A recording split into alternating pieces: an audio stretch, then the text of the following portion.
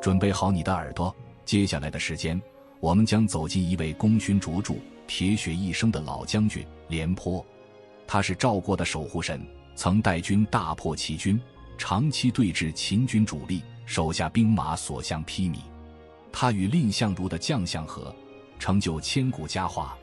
他以坚壁固守之策坚守长平，使赵国在夹缝中多撑数年。但英雄也有迟暮之时，权臣谗言，国君多疑，让他被迫背井离乡，老年投奔他国，却仍念念不忘归赵。当赵王派人考验他是否尚可出战，他食肉披甲，纵马掩饰，只为证明老将尚能犯，战役为民。今天我们将翻开这位老将的战功与悲歌，去看一位真正意义上的战国硬骨头廉颇。故事要从那个群雄逐鹿、礼崩乐坏的时代讲起。中原大地上，7大强国如同7头凶猛的巨兽，彼此撕咬，弱肉强食。秦国在西陲悄然崛起，如同蛰伏的饿狼，目光贪婪地盯着东方。赵国则在这乱世之中，凭借胡服骑射的革新，一度成为东方唯一能与秦国抗衡的存在。而廉颇正是赵国这头雄狮最锋利的爪牙。他不是那种横空出世的奇迹，他是从尸山血海里一步步爬出来的。他的名字第一次震动天下，是在公元前283年。那一年，赵国面临着来自齐国的巨大威胁。齐国此时刚经历了乐毅率领的5国联军的毁灭性打击，元气大伤，却依旧不改其东方霸主的傲慢。赵国被卷入战火，局势一度十分危急。就是在这个时候，廉颇出现了。他率领赵军在与齐军的正面交锋中，展现出了惊人的军事天赋。他的战术并非一味猛冲猛打，而是深谙兵法，善于利用地形诱敌深入，再以精锐骑兵2翼包抄，如同张开的巨口，将敌军吞噬。那场战斗，赵军将士在他的指挥下，如同打了鸡血的猛虎，无所畏惧。廉颇身先士卒，刀光剑影中，他亲手斩杀敌军主将，齐军士气崩溃，兵败如山倒。这场大胜不仅让赵国获得了大量的土地和人口，更重要的是，他让廉颇的名字第一次成为了赵国百姓心中的定海神针。你可能会想，一个武将不就打仗厉害点吗？错，在那个时代，一个能打胜仗的将军是国家存亡的根本。廉颇的每一场胜利都直接决定了赵国能在这乱世中多活一天，甚至是能扩张疆域，成为真正的霸主。自此之后，他南征北战，在对魏、对齐、对燕的历次战争中，无不攻城略地，战功赫赫。赵惠文王对他信任有加，封他为上卿，这是赵国朝堂顶级的官职待遇，地位与相国蔺相如并驾齐驱。他的威名不仅震慑了敌国，也让赵国的百姓感到无比的骄傲与安全。他就像一块坚硬的盾牌，挡在了赵国与四方强敌之间。而我们今天要讲的，不是他如何英勇杀敌，而是他那颗在骄傲与悔恨之间挣扎升华的将心。时间来到公元前279年，赵国朝堂之上，气氛却有些微妙。因为新任的相国名叫蔺相如，这位蔺相如可不是凭借战功升上来的武将，他只是一名普通的门客，却因为在秦国完璧归赵和渑池之会上的出色表现，以一人之力捍卫了赵国的尊严，硬生生从秦王嬴稷手中抢回了象征国运的和氏璧，又在渑池会上挫败了秦王羞辱赵王的阴谋。赵惠文王大喜，破格提拔他为上卿，地位竟然与廉颇并驾齐驱，甚至在某些方面隐隐还有超越之势。这一下廉颇坐不住了。他是谁？他是沙场上浴血拼杀的盖世英雄，他身上的每一道伤疤都是为赵国流过的血，为赵国赢过的荣耀。而蔺相如呢，一个只会耍嘴皮子的书生，竟然能与自己平起平坐，这让廉颇觉得自己的功劳被轻视，自己的尊严被冒犯。你可以想象他当时的心里该有多么不平衡。我廉颇攻城略地，百战沙场，拼死拼活才换来的上卿之位，他蔺相如不过是靠着3寸不烂之舌动动嘴皮子就得了，这叫什么事儿？这让我这张老脸往哪儿放？他的抱怨不是秘密，几乎整个赵国朝堂都听见了。他甚至放话说，如果让他碰见蔺相如，一定要当面羞辱他，让他下不来台。这是一种典型的武将心态，重军功，轻言辞。他看不起那些文官，认为他们的功劳远不如自己在战场上真刀真枪拼杀来的实在。这种心态在任何时代、任何职业中都可能存在。你付出巨大努力，得到认可，却发现另一个人似乎轻而易举就达到了同样的高度，甚至超越了你，这种滋味当然不好受。但蔺相如是怎么做的呢？他听到廉颇的那些话，并没有生气，也没有去争辩。相反，他每次上朝，只要得知廉颇也在，他就会想尽办法，找各种理由避开，甚至故意绕道而行，就是为了不和廉颇碰面。他的门客们都看不下去了，他们觉得自己的主人受到了侮辱，纷纷劝蔺相如说：“您地位崇高，名扬天下，难道就甘愿受这等屈辱吗？我们这些做门客的都替您感到羞愧。您要是真怕了廉将军，那我们就不伺候您了，我们走。”这话听起来很有道理，对不对？很多人听到这里可能会觉得蔺相如太软弱，太窝囊了。可蔺相如却笑了，他反问道：“你们觉得廉将军和秦王嬴稷比起来，谁更可怕？”门客们一听，异口同声地说：“那当然是秦王可怕啊！秦王可是天下霸主，一句话就能让人生死。”蔺相如点点头说：“是啊，连秦王我都敢当面呵斥，让他颜面尽失，我难道会怕一个廉将军吗？我之所以避开廉将军，是因为我考虑到强大的秦国之所以不敢轻易攻打赵国，就是因为有我和廉将军在，我们俩就像赵国的2道屏障，互相依靠，彼此支撑。如果我俩为了争一时长短而闹掰，甚至因此而发生争斗，那秦国必然会趁虚而入，攻打赵国。到时候国家危亡，我们又该如何面对列祖列宗，面对天下百姓？我这不是在惧怕廉将军，我是在为赵国的社稷和百姓考虑啊。”这话一出，门客们顿时哑口无言。他们这才明白，蔺相如的避让并非懦弱，而是大智若愚，是心怀天下的高尚情怀。一个真正有格局的人，不会只盯着眼前的个人得失，他们会看到更广阔的未来，会考虑到更大的利益。而这番话也很快传到了廉颇的耳朵里。当廉颇听到蔺相如的这番肺腑之言时，他整个人都僵住了，他的心就像被重锤狠狠地砸了一下。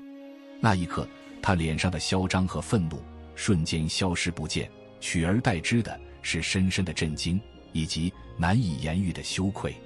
他回想起自己之前的言行，那些对蔺相如的轻蔑和威胁是多么的狭隘和可笑。他一个浴血沙场的将军，一个以国家安危为己任的武将，竟然只为了区个人荣辱而差点做出危及国家根基的事情。而蔺相如这个他口中的书生，却有着比他更宽广的胸襟，更远大的抱负。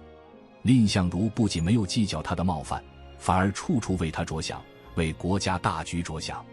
这种对比让廉颇无地自容，他的内心就像被烈火灼烧，又被冰水浇灌。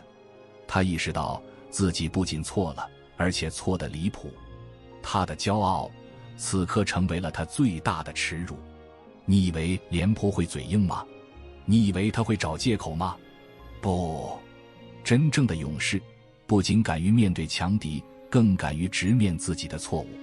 他没有犹豫，没有拖延，他立刻脱下了自己的上衣，露出精壮的后背，然后背上荆条，徒步走到蔺相如的府邸门前，扑通一声跪了下来。这一个动作震动了整个赵国。荆条是古时候用来惩罚罪人的刑具。廉颇背着荆条跪在蔺相如的门前，那意思再明显不过了，我廉颇知错了，请你惩罚我吧。这就是负荆请罪的典故。他没有带任何随从，没有摆出任何架子，就这样赤诚地带着最真挚的悔意跪在那里。蔺相如闻讯赶来，看到廉颇这个样子，哪里还有半点芥蒂？他连忙扶起廉颇，两人相视一笑，所有的误会，所有的不快都在这一刻烟消云散。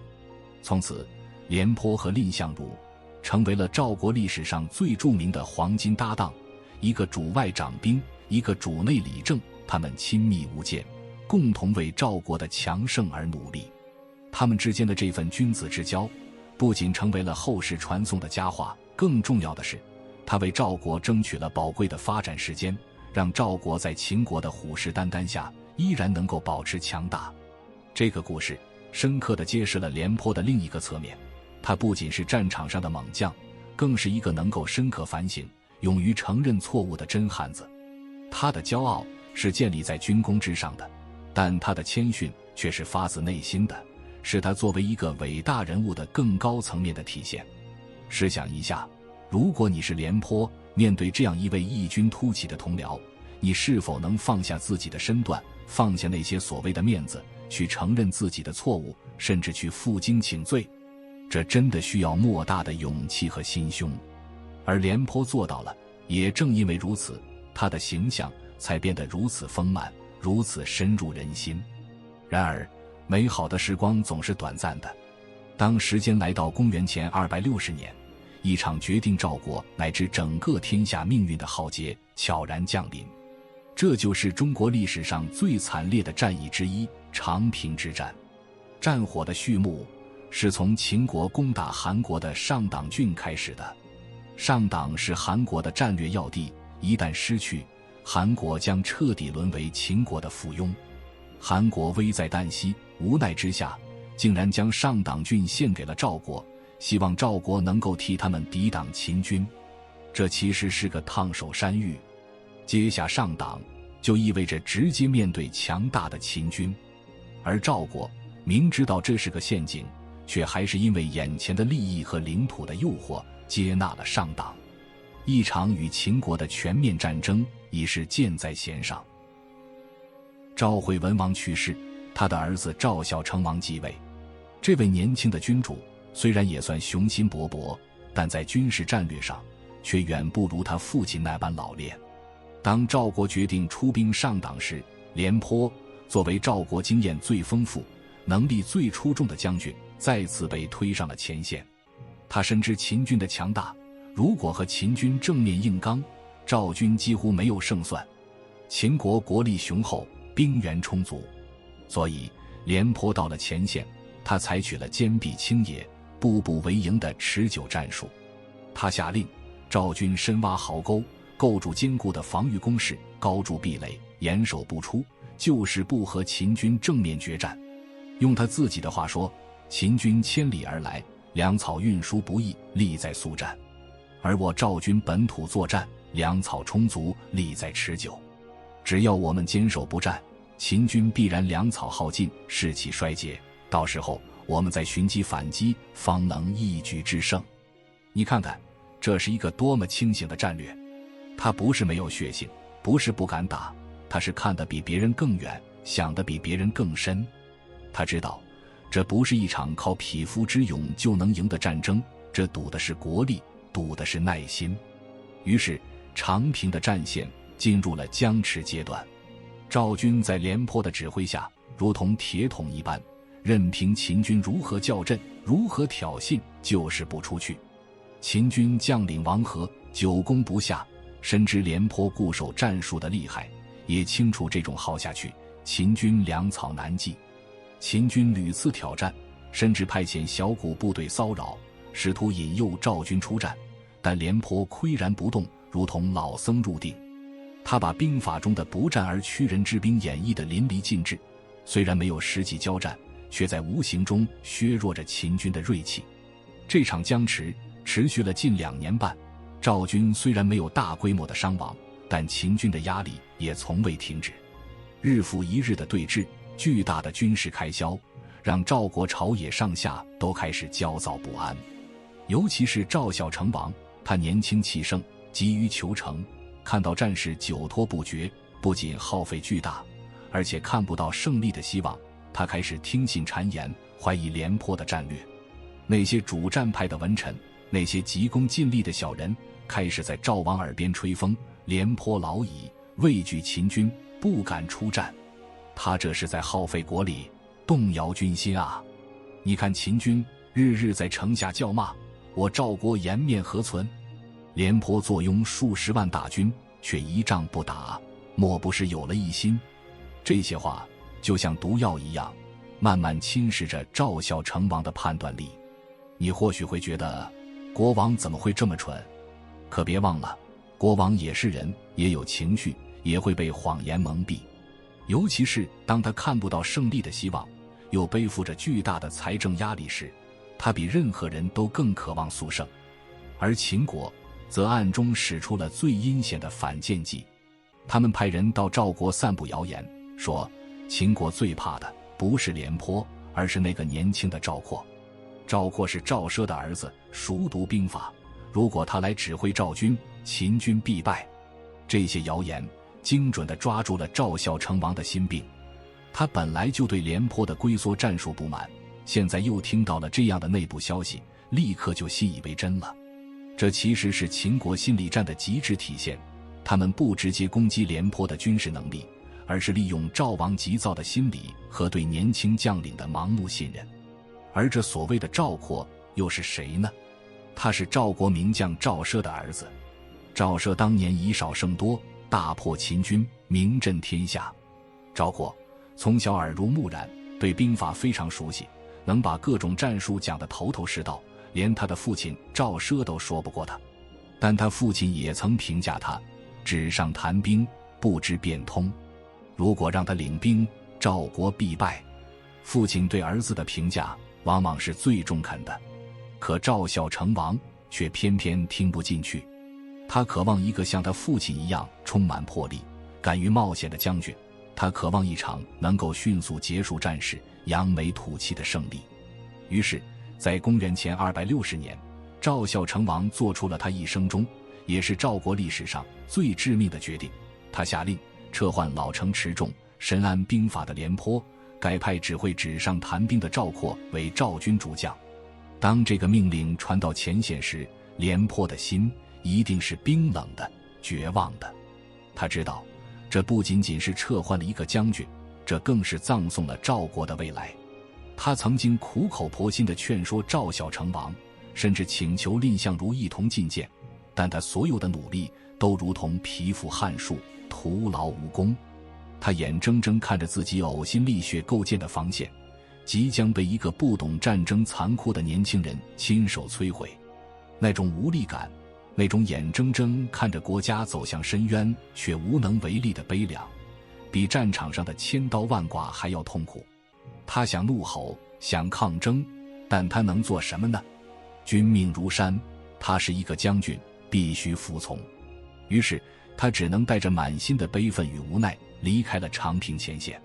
一个老兵的背影在夕阳下显得如此萧瑟，而赵括意气风发地走马上任。他一到前线，立刻就推翻了廉颇所有的防御策略。他嘲笑廉颇胆怯懦弱，下令全军出击，要与秦军决一死战。他根本不理解廉颇深挖壕沟的苦心，也不明白秦国反间计的毒辣。他以为凭着自己满脑子的兵法知识，就能轻易击败秦国战神白起。那是一种年轻人的狂妄，是一种书本知识与残酷现实脱节的悲剧。结果呢？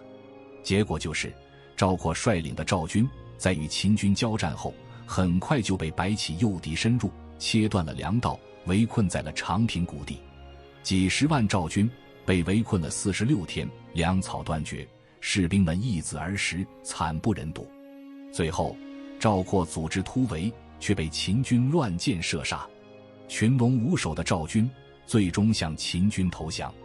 而白起这个杀神为了斩草除根，竟然将投降的40万赵军全部坑杀，只留下200多个年纪尚幼的小兵放回赵国报信。长平一战，赵国精锐尽失，40万青壮年男子瞬间化为白骨，赵国元气大伤，从此一蹶不振。整个赵国哭声震天，家家户户带笑，赵国的根基彻底被动摇。而此时的廉颇身处后方，当他听到长平惨败的消息，听到那40万赵军被坑杀的噩耗时，他的心如同被撕裂了一般。他知道，他早就知道会是这个结果，可是他却无力改变。他背负着这份沉重的预知与绝望，活着，这是一种比死亡更可怕的惩罚。他曾经的骄傲，他曾经的辉煌，都在这一刻被长平的血色彻底覆盖。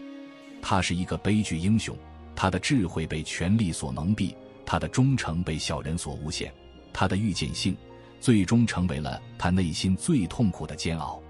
长平之战成为了赵国由盛转衰的转折点，也成为了廉颇命运的巨大分水岭。长平之战后，赵国遭受了前所未有的重创，40万青壮年士兵的消亡，让赵国人口锐减，国力衰败，国土也因为战败而割让给了秦国。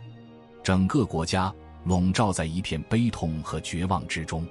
秦国尝到了甜头，自然不会放过赵国，他们趁胜追击，大军压境，直逼赵国都城邯郸。所有人都以为赵国完了，将彻底被秦国吞并。然而就在这最黑暗的时刻，赵国又一次展现出了其顽强的生命力，也再次证明了廉颇的价值。长平惨败后，赵国兵力枯竭，秦军趁势围攻邯郸，赵孝成王在亡国危机下不得不放下成见。他知道现在能拯救赵国的只有那些真正有能力的老将。廉颇这个曾经被他抛弃的将军再次被推上了风口浪尖。你以为廉颇会心灰意冷，拒绝出山吗？你以为他会记恨赵王，坐视赵国灭亡吗？不，他依然是那个把国家利益放在第一位的廉颇。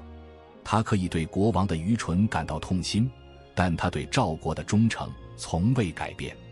他重新披上战甲，虽然长平的阴影还在，但他知道赵国需要他。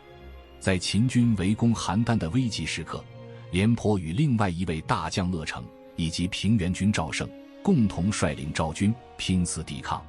他们依靠邯郸坚固的城防，与秦军展开了惨烈的拉锯战。这是一场保家卫国的血战，他们组织军民同仇敌寐，将秦军一次又一次的攻势硬生生顶了回去。同时，赵国还向周边国家求援，魏国、楚国等国家也意识到，如果赵国被灭，秦国将更加强大，对他们构成更大的威胁。于是他们也派兵前来支援。最终在魏国信陵君切腹救赵以及楚国春申君援军的帮助下，邯郸之围被解除，秦军被迫撤退，赵国死里逃生。这场胜利是赵国在长平惨败后最重要的一场翻身仗。他不仅保住了赵国的都城，更重要的是他重新点燃了赵国百姓的希望，也让廉颇再次证明了自己不可替代的价值。在这次危机之后，廉颇的地位似乎又回到了巅峰，他被封为信平君，成为了赵国军事最高统帅。他的威望甚至超过了长平之前。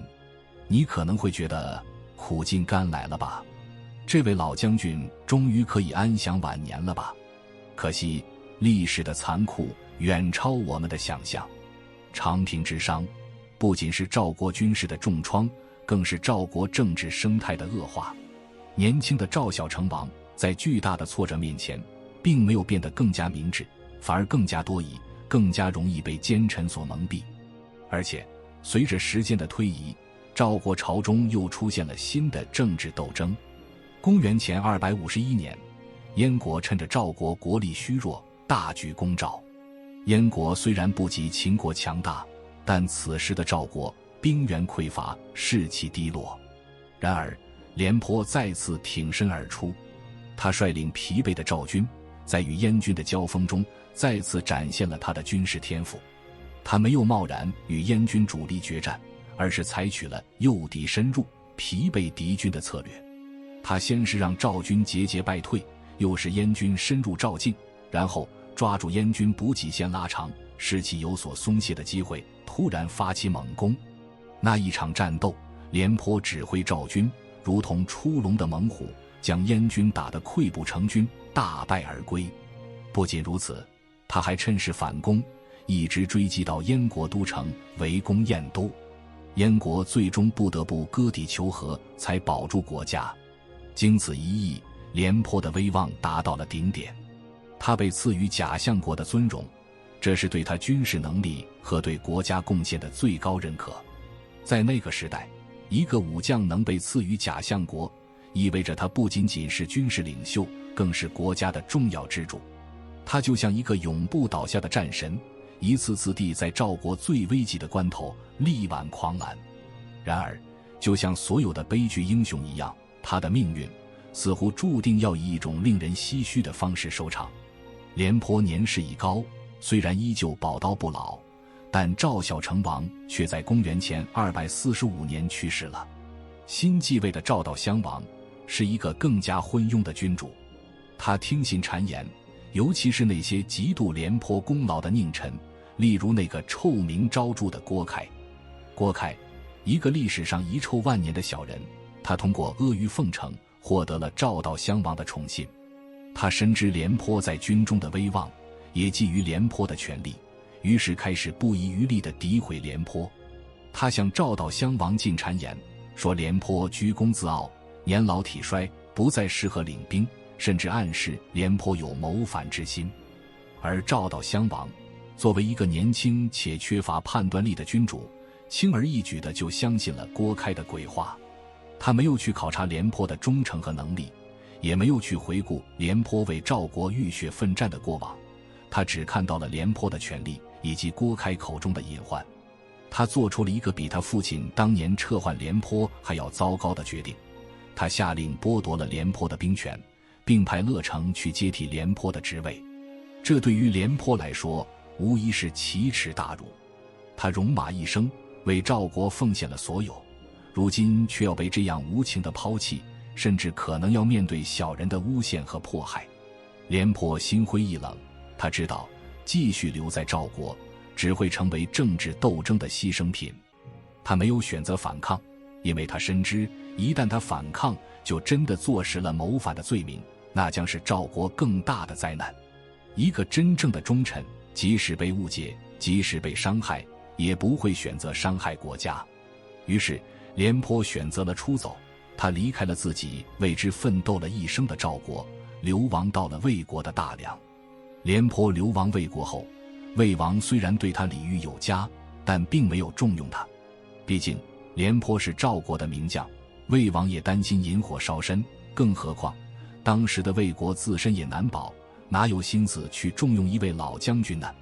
廉颇在魏国过着郁郁不得志的生活，他日夜思念赵国，思念那些曾经和他并肩作战的将士。而赵国呢，在廉颇离开后，形势急转直下。由于没有了廉颇这面坚实的盾牌，秦国对赵国的攻势更加猛烈。赵国的将领们没有了廉颇那样老辣的经验和强大的军事威望，面对秦军的步步紧逼，显得力不从心。接替廉颇的乐成很快也因为各种原因被撤换，赵国朝中能够独当一面的大将几乎没有了。赵悼襄王终于开始后悔了，他意识到廉颇虽然年迈，但他的存在对于赵国来说是多么重要。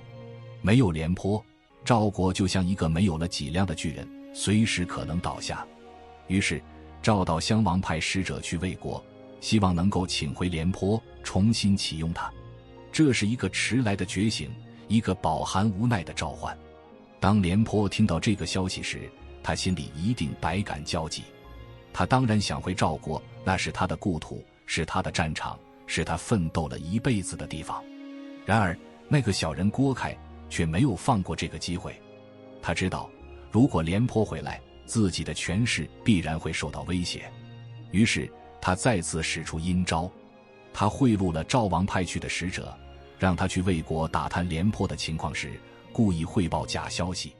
当使者见到廉颇时，廉颇为了证明自己宝刀未老，尚能为国效力，在使者面前特意吃了1大碗米饭，又吃了10斤肉，然后披上铠甲，骑上战马，绕着院子跑了一圈，以此来展现自己的旺盛精力。他看着使者，满怀期待地问：我老廉颇还能为赵国上战场吗？那句话，那眼神，是多么渴望得到肯定，是多么渴望能够再次回到他热爱的战场啊！然而那个被郭开收买的使者回到赵国后，却向赵悼襄王汇报说，廉将军虽然老了，饭量还不错，但他在我面前一会儿就上了3次厕所。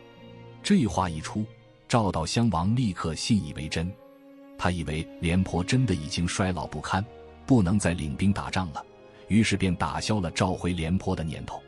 一个简单的谎言，一个充满恶意的细节，就彻底断送了廉颇最后为国效力的机会。你听听，这是多么讽刺，多么残酷！一个为国征战一生的老将军，竟然因为一个小人的一句谎话，就永远失去了重回沙场的机会。廉颇这个老狮子，就这样被自己的国家，被小人彻底的抛弃了。他在为国苦等，等待着赵国的召唤，可等来的却是永无止境的沉默。他的心恐怕比任何一次战败都要痛苦。在魏国郁郁寡欢地度过了几年后，廉颇又辗转到了楚国。楚国对他依然只是形式上的礼遇，却没有给予他施展抱负的机会。在异国他乡，廉颇的身体状况也每况愈下。公元前243年左右，这位曾威震列国、力挽狂澜的赵国名将，在楚国带着对故国的无限思念，带着满腔的壮志未酬，黯然离世。他的生命就这样在异乡画上了句号。他没有死在刀光剑影的战场上，没有死在为国冲锋的马蹄下，却死在了政治的阴谋和君主的昏聩之中。这对于一个铁血军人来说，无疑是最悲哀的结局。廉颇的一生是那个时代赵国兴衰的缩影，他代表着赵国最辉煌的军事力量，他的存在曾让赵国在秦国的虎视眈眈下依然能够保持强势。他既有匹夫之勇，更有大将之才，他懂得坚守，也敢于出击。他能屈能伸，既有面对强敌的无畏，也有负荆请罪的谦逊。他是一个有血有肉，有优点也有缺点的真实人物。他的一生都献给了赵国，无论是辉煌的胜利，还是长平的惨败，无论是高居上卿，还是流亡异国，他都未曾改变自己对赵国的忠诚。然而他的悲剧也在于他所处的时代。在那个君主集权、小人横行的时代，即便你再有才能，再忠诚，也无法对抗君主的昏庸和奸臣的陷害。廉颇的遭遇是对所有忠臣良将的警示，也是对权力任性的无声控诉。他的故事就像一面镜子，映照出那个时代政治的复杂与人性的善恶。廉颇这个名字早已超越了一个单纯的武将，他是一个象征，象征着将相和的美德，象征着老骥伏枥，志在千里的壮怀激烈，更象征着在时代洪流中个人命运的无奈与悲凉。他的功绩永远载入史册，他的品格永远为人所敬仰。他不是那个时代最会权谋的人，但他绝对是那个时代最纯粹、最忠诚、最值得尊敬的战士。廉颇老矣，尚能饭否？他不仅能饭，更能如当年固守长平般坚韧，如邯郸保卫战时般死战。可惜时代终究没有给他证明的机会。廉颇是赵国最后的希望，也是那个铁血时代一位真正的悲情英雄。